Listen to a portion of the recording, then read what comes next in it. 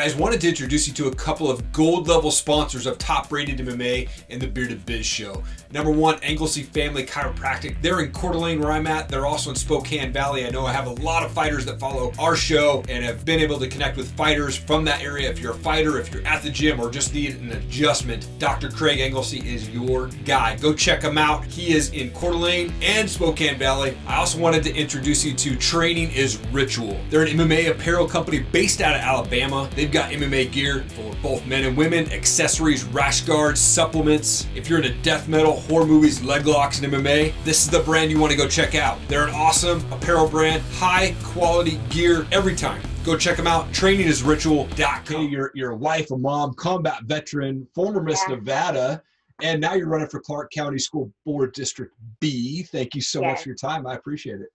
Thank you for having me. I really appreciate being here. I'd like to go back to the beginning of your journey there. You were born in Utah. You moved to Illinois. What was childhood like for you? Yeah, my childhood was turbulent, you could say. It was kind of different. It was very odd. You know, I make a joke that all my parents have been divorced and remarried at least 4 times. So my goal is one marriage, and that's So I told my husband there's only one way he's getting out of it, you know. Right. Let's say with my wife and I, we're both come from those crazy houses. Yeah, I told him, I said, there's one way you're getting out of this, and your life insurance isn't good enough to make you a millionaire yet, so you're just going to have to stick around. That's awesome. Yeah, so I was born in Salt Lake City, Utah, and I actually grew up in West Valley, Utah, and so people who are from Utah would hear West Valley, and they'd be like, ew, that's like the ghetto of Mormonism, and it really is. That's awesome. And so when I was 13, my stepdad had moved me out to Illinois, because he was originally from Illinois. So I grew up in Illinois, did my high school, adolescent years there, joined the military at 17, went to basic training when I was a junior in high school. You know, when I came back, I graduated high school barely, you know, because I feel like when people like go to the military that early, they just kind of get a little bit of an ego, you know, which I have. That's awesome. And as soon as I graduated high school, I actually deployed to Afghanistan with the 33rd Brigade Combat Team out of Illinois. Wow. And so there's about 3,400 of us, and we went to Kabul, Afghanistan, and we were all over the country and all over the world, and it was awesome. And then when I came back, I was 19 years old, and I thought, okay, what do I do next? So I went active duty with the Guard, and I was a recruiter, and I worked on a state security team known as the JOC. Most people may not know that, but it's basically a joint operations center. You work in the basement of the TAG building, and you just watch screens all day. So it sounds cool, but it's really not. It's kind of boring, because the only time something's happening is when something bad is happening, and of course we never want that to happen. So and then I became a recruiter. And I was a recruiter for 4 years in Illinois, and then I actually resigned my recruiting position. I owned a CrossFit gym for a little bit with my husband. We decided that we didn't want to run it anymore, that it was doing okay, and it was just kind of, we wanted to work on ourselves a little bit more. So we sold the gym and we moved to Las Vegas. Wow, that's awesome. I know. That's so cool. And I love to ask this question, but what motivated you to kind of get into the National Guard there and go that route? So my hero has always been my grandfather, and he unfortunately died when I was 6. Wow. You know, this is the man that taught me how to ride a bike, taught me how to tie my shoe, and he was in the Navy first, and then he transferred to the Army. So he was in the service for about 10 years. So I have his flag that was on his casket. I have all his medals. I have his, you know, DD-214, all his pictures. I have everything that he's ever owned from the military. And so I knew from that point that I was going to join the military. I didn't know when, and I, of course, didn't know which branch. I knew I didn't want to go in the Navy because, like a kid, I was like, I don't want to swim. Right. Sure. I was like, not a good swimmer. Don't want to be on a boat. That's awesome. So I was like, oh my God, Army's probably where I'm going to go. So when I was 16, I was actually talking to reserve recruiters. And then I had picked a date, and we were going to go like a week after my birthday, which is March 8th. And then it was weird how the National Guard, it was like the very next day they came into my school and they were like, hey, why are you joining the reserves? Like, we pay for college and all this stuff. And I'm like, well, I know my parents aren't going to pay for that.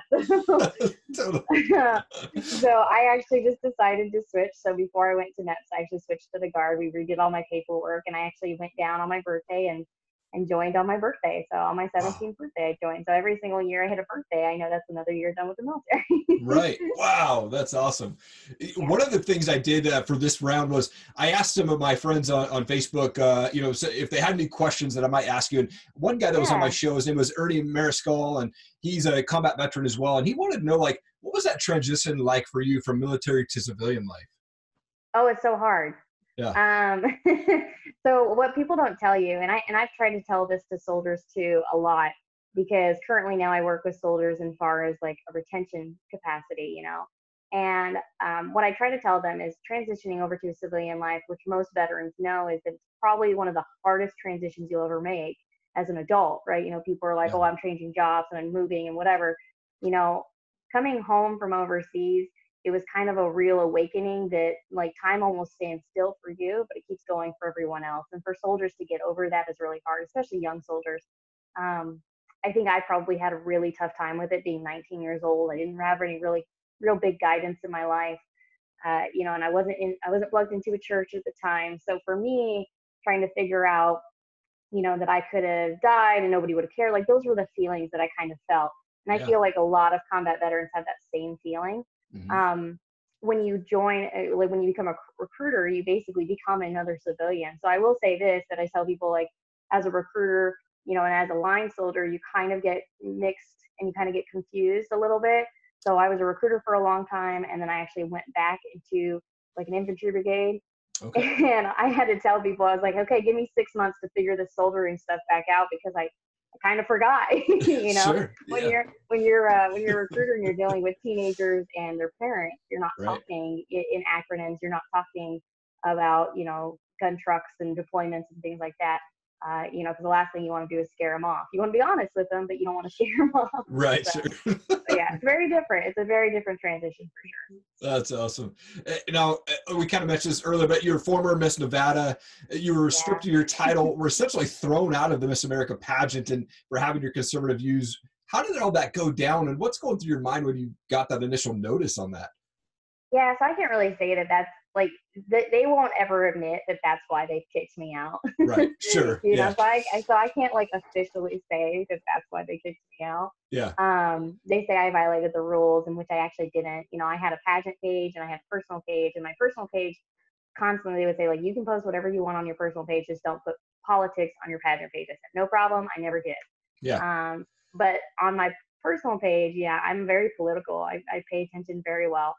My husband makes fun of me because I just read all the bills that come to the Senate and the House of Representatives floor every single week. So just because I want to know what's being voted on. But sure. Yeah, so I joined this pageant in April. I was awarded the title, and there was no in-state pageant. It's basically just this big national pageant.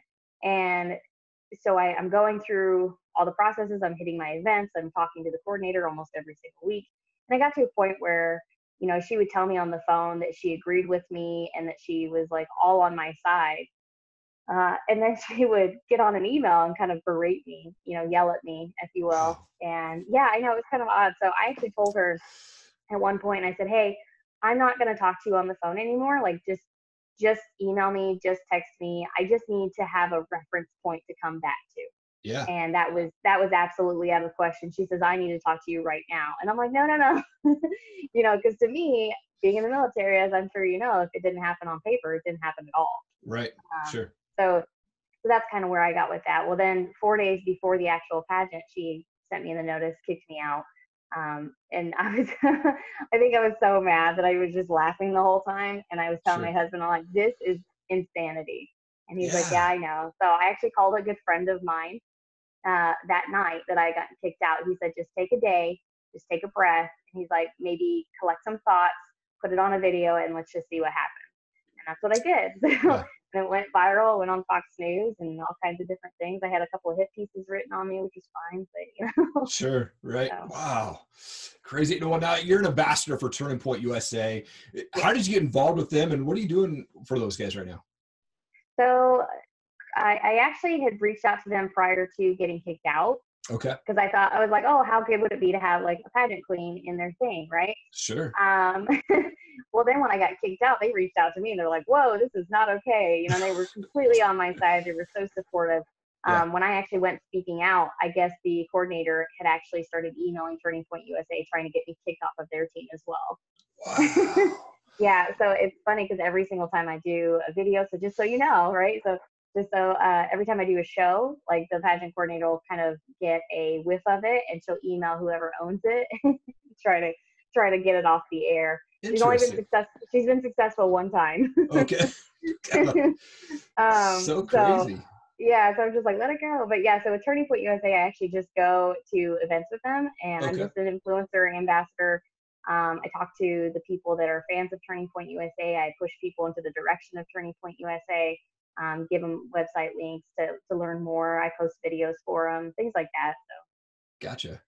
And now you're running for, like I said, Clark County School Board District B. What got you motivated to go and start running for that? Well, I mean, I have a 4-year-old daughter, so school is important to me. You know, currently right now she's in like a privatized daycare type thing, but it's got a preschool curriculum. And, you know, as parents, we want nothing but the best for our children, but I also don't want to keep spending $12,000 a year on curriculum, basically. Right? Oh, gosh, yeah. I know. I'm like, oh, she's not even in college yet, you know? So my husband and I were talking about this, and we were, you know, I'm constantly up on elections. I constantly look at them and see what's kind of going on. I like the school board position just because it's a nonpartisan position. Mm-hmm. You know, you can go in there and you can be as moderate or as far extreme, whatever you want to go. And people are going to vote for you based on if they think you're a good fit for their children. Yeah. You know, all of my opponents are actually registered Democrats, except for one. I think he's registered as an independent. I'm the only conservative that's registered. Wow. And I thought that was kind of interesting, you know, and I tell people, you know, of course the Red Robin tweet goes viral. And I was like, nobody can tell me that I don't back down from a fight though, you know, because I refuse. Totally. I refuse. And I was like, I think that's the kind of person you want fighting for your children for sure. Yeah.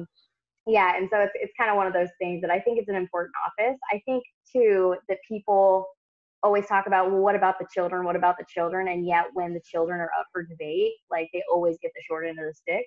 Yeah. I think that's terrible. Right. You know, if they're supposed to be our most prized people in our society and they're our future, you know, I don't understand why we are, you know, letting them have this, you know, pardon my French, but piss poor education.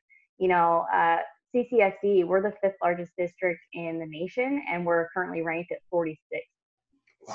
So it's so bad. Yeah. Yeah. You know, it's so bad here. And I even had like a little focus group of teenagers, and I asked them what was their biggest issues that they saw.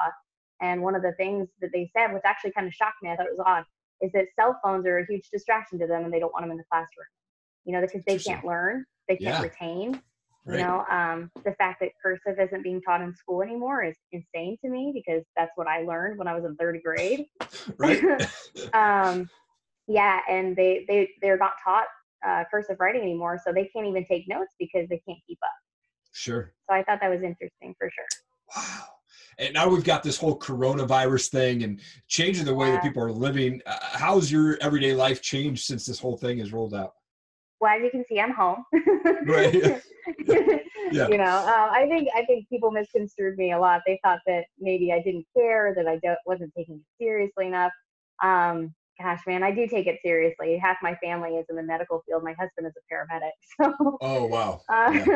My mother-in-law is an ER nurse, and my father-in-law has been a firefighter for, 32 years.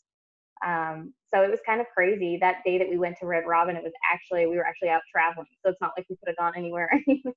Yeah. But yeah, no, it's like, I do take it seriously. My only fear is really, I think people, they get a little uncomfortable because they haven't been, traveled. They haven't traveled the world. People in our society really haven't suffered that much. We're still the richest nation here in the entire world. Yep. You look at people who are below the poverty line are still richer than like 80% of the world. It's kind of odd to me. So the people in America haven't suffered as much as they think they have. Right. And like I said, I've posted, perspective is everything.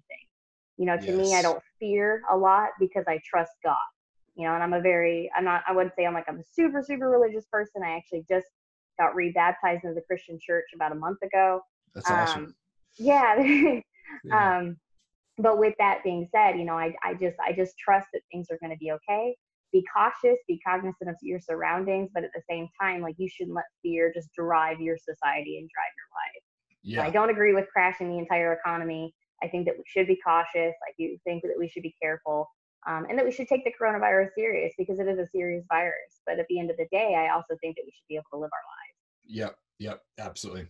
Wanted to transition to just a few fun questions to end the show, if that's all right. Yeah, absolutely. So I've got these pod decks. They're kind of fun, just random questions. Sometimes they flop, sometimes they're good ones. But Let's hope so. Yeah, okay, so it says, when you die, what do you want to be remembered for?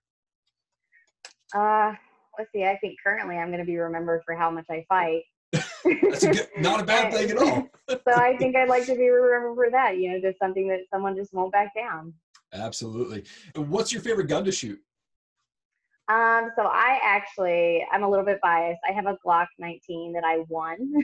Okay. And it's a custom made weapon. And so I shoot that a lot, actually. But my husband has an M1 Grand, and we shoot that a lot as well. Okay, very cool. I'm a music guy, so I always love to ask this question, but what's your favorite type of music, or do you have a favorite band that you like to listen to? I'm kind of an eclectic, so I listen to a lot of different things. Okay. Rock and roll and country and classical and everything like that. But one thing most people don't know about me is I actually really, really love rap music. Okay. That's awesome. And I know it kind of doesn't compute. It doesn't really make sense. But Yeah. I listen to a lot of underground rap stars, and I'm actually friends with a couple of them, and they put some really good songs out there in the mainstream media. And so it's a lot of fun to just listen to them kind of do their work. So. Right. The first CD I ever had was Arrested Development, the album with Tennessee and Mr. Wendell. And that's hilarious. Yeah, and so this week I'm actually going to be talking with Speech on my show, and I'm just pumped about that. Last question for you. How big of a landslide does Trump win in November? I think he will probably get, what did he get? He got 60 million votes, 61 million votes in the first one. I think he'll get about 115. Yeah.